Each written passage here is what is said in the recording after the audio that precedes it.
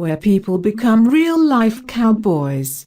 People come from all over to spend a few days playing cowboy in Saguaro National Park, which flawlessly plays the part of a Western movie set.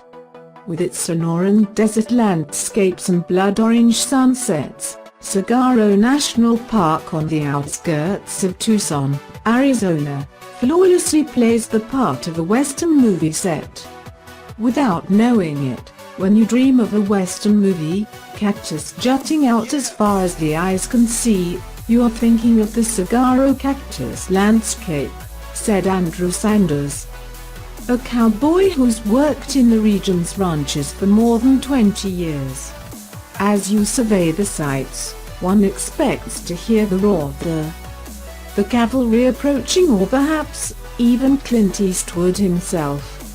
Enamored by the rawness of the area and riding horses ever since he can remember, Sanders has always had a passion for the desert backdrop. Largely untouched by man, Saguaro has 70,905 acres of designated wilderness, which is divided into two separate districts, Rincon Mountain to the east and Tucson Mountain to the west. Traditionally known for homesteading and ranching, the area underwent some challenges before becoming a national park in 1994. Following extensive cattle grazing between the 1870s and 1890s, believed to endanger the saguaros, free-range livestock became limited to ranch territory. Following the success of the Western film genre in the early 1920s, ranch owners realized that tourists could provide additional income to raising cattle. Thus, some 10 huge ranches, the biggest being Tank Verde and White Stallion, emerged next to the park. By 1926, the Jude Ranches Association was formed, and in cooperation with the railroads and national park officials, membership grew to 47 ranches by the following year. Today, to be politically correct, we prefer to say guest ranch, said Sanders, referring to the derogatory connotation of a dude as a nicely dressed city dweller on vacation.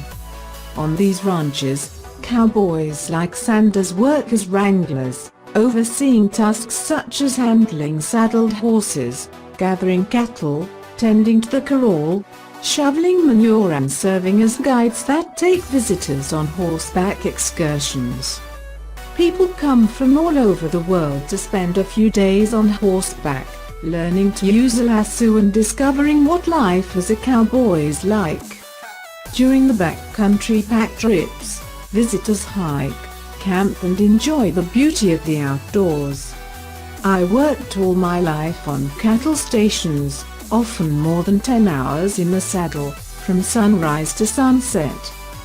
But it is often less tiring than guiding tourists for 4 hours, Sanders joked, referring to the less experienced riders. The proud owner of both an impressive vintage saddle collection and a gun used in the film The Good, the Bad, the Ugly, Sanders is living his dream next to Saguaro National Park. There is a real cowboy culture here, he said. You can spend 6 months in the wilderness and only go to Tucson once. It's like living in a Western spaghetti. Did you know? The only U.S. national park to protect a single plant species, Saguaro is home to more than 1.6 meters individual saguaro cacti.